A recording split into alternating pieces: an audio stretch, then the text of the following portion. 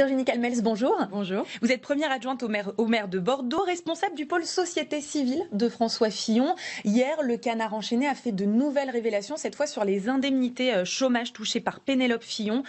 François Fillon parle de mensonges. Est-ce que pendant toute la campagne, il va y avoir encore une suite de révélations comme celle-ci? Alors si vous me permettez, déjà le mot révélation signifierait que ce serait quelque chose de nouveau. Or, ça ne vous a pas échappé, François Fillon a décidé avec courage et solidité de mettre tout sous la table, en disant justement qu'il n'allait pas se laisser polluer sa campagne par tel ou tel qui souhaiterait finalement se détourner du fond du projet et de l'intérêt des Français pour ce qu'il souhaite mener pour ce pays et redresser ce pays pour les 5 prochaines années par un climat qui serait un climat au scandale. Donc il a tout mis sur la table lundi. Je pense que c'était un exercice qui a été particulièrement apprécié par les Français parce qu'en fait il s'est mis à nu. Il a considéré qu'il n'allait pas se laisser dicter par tel ou tel journal des fausses informations, puisque là aujourd'hui on voit bien le côté sensationnel dans l'annonce, des sommes qui sont des additions, on fait croire aux gens qu'il y aurait quelque chose de neuf. Il a dit voilà exactement combien ma femme a touché. Ça incluait les indemnités dites de fin de contrat, qui sont des indemnités légales que tous les assistants parlementaires dans le même cas de figure ont. Et donc, non seulement c'est pas des révélations, mais c'est finalement une utilisation sensationnelle avec mis bout à bout des informations pour essayer de faire des sommes encore gigantesques et essayer d'impacter l'opinion publique. Je crois que les Français ne seront pas dupes. Je crois qu'ils ont compris qu'il y avait un candidat qui était déterminé pour redresser la France et que du coup, parce que les primaires de la droite et du centre s'étaient particulièrement bien passées, parce qu'il avait toute la légitimité, parce que finalement il était le seul homme d'État en lice, et ben il devenait l'homme à abattre. Et vous ne pensez pas, parce que ce sont les montants qui choquent les Français, c'est des montants qui sont supérieurs à tous les collaborateurs parlementaires, et les Français sont choqués qu'un homme qui se prétend à la plus haute fonction ait pu donner des salaires tellement supérieur à la moyenne. Une fois encore, je comprends que les montants choquent, a fortiori quand ils sont cumulatifs. On sent bien qu'on cherche même en net, c'est bien supérieur à la moyenne des collaborateurs. Vous savez, le Canard enchaîné est un journal qui reçoit des subsides de l'État. Et si on les cumulait sur 20 ans, on dirait que ça fait 10 millions d'euros. Je pense que ça choquerait aussi les Français. Donc il y a un moment donné, il faut, et c'est ce qu'il a fait, être dans une vraie opération. Là, il s'agit de quelqu'un qui veut devenir président de la République. Une fois encore, les aides à la presse, c'est un peu je trouve objectivement que François Fillon a eu la bonne démarche, c'est-à-dire une démarche de transparence et de vérité. Il s'est mis à nu, il a tout donné, les Français jugeront. Est-ce que cette pratique peut choquer? Oui, mais elle est légale. Donc une fois encore, et il l'a dit, ça fait partie des pratiques anciennes. Je pense que les Français aspirent à une vraie refonte du système dans tout ce qui peut avoir parfois de choquant, mais une chose est certaine, elles ne remettent pas en cause ni sa probité parce que c'était légal, ni sa capacité à faire demain un grand chef de l'État. Une fois encore, ne nous détournons pas des vrais sujets. Un pays qui a autant de chômeurs et qui a un jeune sur... On parlera du programme de François Fillon. Je pense qu'on a d'autres urgences. On continue quand même un tout petit peu sur cette affaire. Je voudrais vous entendre sur la réaction de François Bayrou qui parle du rapport de François Fillon à l'argent. Écoutez. Je pensais que François Fillon était quelqu'un qui était absolument, de ce point de vue-là, à l'abri. Je veux vous dire ceci. Jamais dans l'histoire de la République, un candidat aux plus hautes fonctions, à la présidence de la République, n'a été ainsi sous l'influence des puissances d'argent.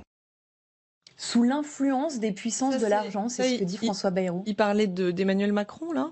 Non, il parlait bien de François Fillon. Moi, j'ai entendu François Bayrou adresser ce type de critique à Emmanuel Macron, qui était passé par la banque Rothschild et qui est financé. Non, il parle bien de François Fillon. En l'occurrence, en ce qui concerne François Fillon, on ne peut pas dire qu'il soit sous l'influence des puissances de l'argent. Je crois que cette phrase est sortie probablement du contexte. La preuve, vous voyez, je la trouve. J'ai presque pensé qu'il parlait d'un autre candidat.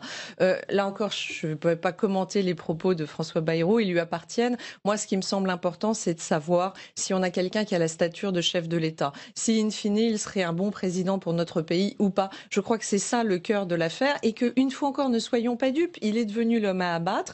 Donc comme il a une vie politique longue, sans aucune condamnation, sans aucun problème avec la justice, eh bien on sent bien qu'à 3 mois de l'élection présidentielle, on a voulu creuser sur un sujet qui effectivement, une fois encore, quand les sommes sont livrées en pâture aux gens, peut choquer, mais qui, une fois encore, était légal. Et il l'a dit, il a mis fin d'ailleurs à ce type de pratique. Mais là encore, moi, ça ne me choque pas. Vous savez, j'ai passé 20 ans en entreprise et je peux vous dire que là, il s'agit d'argent public. Bien sûr, mais le monde politique est d'une incroyable violence. Et cette violence-là, je peux comprendre à certains moments qu'on ait recours à ses proches quand c'est légal et quand c'était autorisé. Et il n'est pas le seul à l'Assemblée ou au Sénat à avoir eu recours à des proches pour accompagner son travail quotidien. Encore une fois, beaucoup ont recours à des proches, mais pour des montants qui ne sont pas du tout ceux qu'ont touché Pénélope Fillon. Là encore, c'est à la liberté du parlementaire de décider de l'allocation qu'il fait les indemnités légales. Ce qui est certain, c'est que derrière, il y a un travail effectué parce que le parlementaire ne peut pas travailler seul. Donc, il a dû répartir ces sommes en fonction de la compétence, en fonction du travail effectué, en fonction de ce qu'il attendait aussi des uns et des autres dans ses collaborateurs. Il y a une enquête justement. Sur ce sujet, François Bayrou dit également qu'il prendra ses responsabilités. Est-ce que vous pensez qu'il va se présenter ?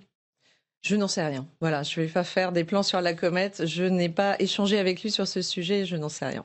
Il y a une voie pour le centre quand on regarde le programme de François Fillon. C'est un programme qui est très dur. 100 milliards d'économies sur la dépense publique, suppression de 500 000 postes de fonctionnaires, retraite à 65 ans, fin des 35 heures. Je note que ce projet était à peu près le même que celui d'Alain Juppé et que ça n'empêchait pas François Bayrou de soutenir. Ils se sont quand même, ils ont beaucoup débattu sur le projet, sur la partie économique du projet. Il y a eu de forts débats entre eux. Non, excusez-moi, mais pour bien connaître les deux projets, la différence entre les deux projets, c'est une affaire de curseur, et notamment entre 500 000 ou 250 000 fonctionnaires. Moi, je vous avoue que c'est pas le chiffre qui m'importe, c'est plutôt le comment, l'objectif, le comment on peut le faire, et comment surtout on peut réduire ce nombre de fonctionnaires sans toucher au service public, sans demander aux Français d'avoir moins de services publics, mais plutôt une efficacité plus grande dans la dépense publique, et notamment dans la gestion même de cette masse salariale de fonctionnaires. Et on le sait tous, il ne faut pas se cacher derrière son petit doigt. Il y a un taux d'absentéisme dans la fonction publique qui est très élevé. Aucune entreprise privée ne survivrait avec un tel taux d'absentéisme. Et donc, remettre par exemple le jour de carence en vigueur, ce sera mécaniquement baisser l'absentéisme et donc mécaniquement permet de faire des efforts sur le nombre de fonctionnaires. Donc, une fois encore, entre le programme d'Alain Juppé et le programme de François Fillon, il y avait quelque part très peu d'écart, notamment sur l'économie, qu'on est vraiment sur des projets qui étaient très semblables. Alain Juppé avait dit 500 000 fonctionnaires, c'est pas possible, vous ne le ferez jamais. Sur les 35 heures, sur les 39 heures dans la fonction publique, Alain Juppé n'était pas d'accord non plus. Il y avait quand même des divergences entre eux. Il y avait quelques divergences, mais faibles au regard de la grande ligne directrice. Et je note que François Bayrou n'avait aucun mal à soutenir le projet d'Alain Juppé. Donc on voit bien que tout ça, c'est des postures politiques et parfois des soutiens à des hommes, indépendamment des projets. Ce qui est certain, c'est que pour moi, la primaire, c'était bien une primaire de la droite et du centre, que ce projet, c'est un projet qui est équilibré parce que l'objectif, il est de rendre davantage de pouvoir d'achat aux Français, mieux vivre et surtout, pardon de le dire, le chômage, ça touche toutes les classes sociales de notre société. C'est quand même la gangrène, c'est le cancer de notre société actuelle. Et ce que je note, c'est que le programme économique de François Fillon, il a pour but de revenir au plein emploi dans ce pays. Et ça touchera tout le monde. Et je crois que c'est l'objectif prioritaire en passant, de la France. Notamment par une réduction de la dépense publique. C'est un objectif que vous partagez avec les équipes d'Emmanuel Macron. Écoutez Richard Ferrand ce matin. La moyenne européenne aujourd'hui de la dépense publique, c'est un peu moins de 50% du PIB. Nous sommes, nous, à 56%. Ce qui signifie que la dépense publique, aujourd'hui, pèse sur notre capacité de croissance et d'investissement. Et que par conséquent, il faudra progressivement, car il ne s'agit pas de le faire brutalement, ce serait impossible, donc inutile de se serrer la ceinture, de raconter des histoires. Il va falloir tendanciellement aller vers ces 50% et donc vers la réduction de la dépense publique. Donc c'est un objectif commun avec Emmanuel Macron. Absolument. Alors c'est bien la différence entre Emmanuel Macron et François Fillon. On voit bien que sur les grandes lignes, on est bien sûr d'accord. Il faut réduire la dépense publique. La différence, c'est qu'on a un candidat qui est prêt à exercer le pouvoir, qui a détaillé son projet et qui explique exactement comment il fera cette baisse de 100 milliards. De l'autre côté, on a un Emmanuel Macron qui nous dit comme toujours et de façon très sympathique qu'il faut réduire la dépense publique, mais il ne dit pas comment. Ce qui évite effectivement peut-être peut-être de fâcher un coup à gauche, un coup à droite. On sent bien qu'il est sur parfois une ambiguïté permanente et surtout il n'explique pas où il fera ses réductions. Ce qui est certain, c'est que la France ne peut plus continuer avec ce niveau de dépenses publiques et que cet objectif de réduction de 100 milliards, il est salutaire parce que c'est sur les générations futures que porte la dette de ce pays et on ne peut pas continuer à creuser de la dette éternellement. C'est ça être un bon gestionnaire des fonds publics et un grand président demain. Vous avez fondé le mouvement Droite Libre, justement aussi pour contrer les propositions d'Emmanuel Macron. Vous l'avez qualifié de stagiaire notamment. Emmanuel Macron, il fait peur à la droite. Vous avez peur qu'il puisse prendre des voix dans votre électorat? Vous savez, je fais de la politique depuis simplement 3 ans. Et j'ai passé 20 ans en entreprise où j'ai dirigé des grands et des petits groupes. Et c'était difficile avec des missions de confiance et à haut niveau. Je suis élu local depuis 3 ans. Pour autant, je considère que je ne suis pas quelqu'un qui pourrait briguer la présidence de la République. Et quand je dis le stagiaire, entre guillemets, ou le nouveau, le débutant, je trouve qu'il y a un petit péché d'orgueil de croire qu'il pourrait s'improviser président de la République. On vient de le vivre avec François Hollande. Il a été secrétaire général adjoint de l'Élysée, ministre de l'économie. Et on a vu le résultat, pardon de le dire, mais son bilan directement au cœur même de la Hollandie et du pouvoir, c'est d'avoir soufflé à monsieur François Hollande son programme économique désastreux et d'avoir mis en œuvre pendant 2 ans en tant que ministre de l'économie ce programme économique où, pardon de le dire, monsieur Macron, il est très étatiste, il n'a pas une belle politique industrielle, on l'a vu sur l'affaire Alstom, sur Renault, sur EADS, sur la téléphonie. CICE, excusez-moi de le crédit d'impôt compétitivité emploi, le pacte de responsabilité, ça les entreprises le saluent tout de même. 600 000 chômeurs de plus dans ce pays. Vous le croyez qu'on peut se féliciter du bilan du ministre de l'économie? En tout état de cause, il me semble qu'il faut être raisonnable et se dire qu'on a besoin de quelqu'un qui soit prêt à être président de la République. On a payé pour voir avec François Hollande ce qui était quelqu'un qui n'était pas prêt. Et pour plein de raisons, on a tous compris que François Hollande n'était pas prêt à exercer cette fonction parce qu'une fois encore, ça ne s'improvise pas. Je pense que dans l'entreprise privée, il ne viendrait à personne l'idée de nommer le stagiaire ou le débutant ou même le patron d'une petite business unit. Vous pensez qui est intelligent, mais les électeurs demandent aussi ce renouveau en politique. Oui, François Fillon a une très longue carrière. Jamais on le nommerait PDG, voyez-vous. Pourquoi? Parce que le critère de la compétence prévaudrait. Et là, pour la fonction suprême, on pourrait penser que finalement, n'importe qui pourrait s'improviser président de la République. Je note qu'Emmanuel Macron a fait l'ENA, il est haut fonctionnaire. Vous parlez de ce renouvellement qu'attendent les Français. Moi, j'y aspire. Je crois qu'on a besoin, et c'est pour ça que je l'ai fait modestement à mon niveau. Je crois que des gens de la société civile doivent s'impliquer en politique, mais il faut aussi se rendre compte qu'il y a des choses à apprendre, que c'est un métier, qu'il y a des choses qui ne s'improvisent pas, que vous avez besoin surtout, moi je crois à ça, d'avoir fait vos preuves, d'avoir eu des résultats. Il aurait été un grand ministre de l'économie, qu'il veuille briguer la fonction suprême, ça serait logique, mais là, pardon de le dire, le bilan est très pauvre et derrière ce pays souffre, il s'est appauvri en 5 ans, il a encore plus de chômage quand tous les autres pays européens ont vu leur chômage baisser, la France malheureusement à 600 000 chômeurs en plus. On a toujours 1 jeune sur 4 au chômage en France quand c'est moins de 10% chez nos confrères du Royaume-Uni ou d'Allemagne. On a un sujet de politique économique et c'est ce qui m'inquiète avec Emmanuel Macron, c'est que c'est lui qui a mené cette politique économique avec François Hollande pendant 5 ans. On va changer de sujet et reparler de cette affaire de violence policière à Aunel-sous-Bois. Je vous propose d'écouter Juliette Méadel, elle est secrétaire d'État en charge de l'aide aux victimes.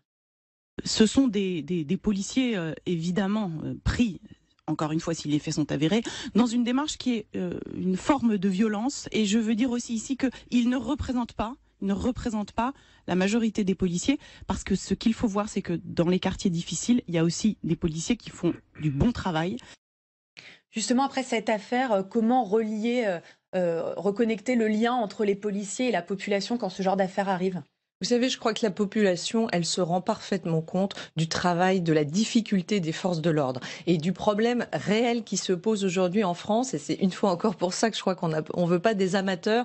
On a un sujet de sécurité qui est majeur. Donc moi, j'apporte mon soutien total aux forces de l'ordre, policières ou gendarmes. Je pense que, évidemment, malheureusement, on est tous choqués par cette affaire, mais qui ne doit pas, contaminer l'image qu'on pourrait avoir sur des gens qui font leur travail travaillent parfois dans des situations extrêmement délicates, pas toujours avec les moyens nécessaires et dans un climat général qui est dangereux. On vit dans un monde qui est dangereux et donc je pense que là encore, il faut évidemment traiter ce cas qui est malheureux et qui est grave en termes d'image, mais là encore, malheureusement, même les policiers, il peut y avoir une brebis égarée dans le troupeau, mais le reste des forces de l'ordre doit avoir tout notre soutien et surtout ne pas amalgamer et considérer que du coup... Mais vous comprenez que pour certains jeunes Français aujourd'hui aient peur de la police ? C'est le cas dans beaucoup d'endroits. Certains jeunes Français ont peur des policiers. Pardon de vous dire que malheureusement, il y a des faits divers tous les jours. Là, il se trouve que c'est un fait divers avec un policier. Mais excusez-moi de vous dire qu'il y en a tous les jours. Il y en a 3 qui sont mis en examen pour violence. Bien sûr. Non, mais ce cas est un cas terrible et une fois encore, moi je compatis pour la victime et pour sa famille, mais isolons ce cas s'il vous plaît. Je trouve que ce serait grave là encore qu'on essaye d'amalgamer à un cas particulier et que ce soit toutes les forces de l'ordre qui soient entachées d'une affaire qui n'est qu'une affaire individuelle. Malheureusement, dans tous les domaines, dans toutes les activités, même dans toutes les professions, vous pouvez avoir une personne qui malheureusement ne respecte pas la dignité et là c'est carrément un délit d'après ce que j'ai compris, mais là aussi il y a une enquête en cours. Merci beaucoup Virginie Calmels d'avoir accepté d'être l'invitée de la matinale.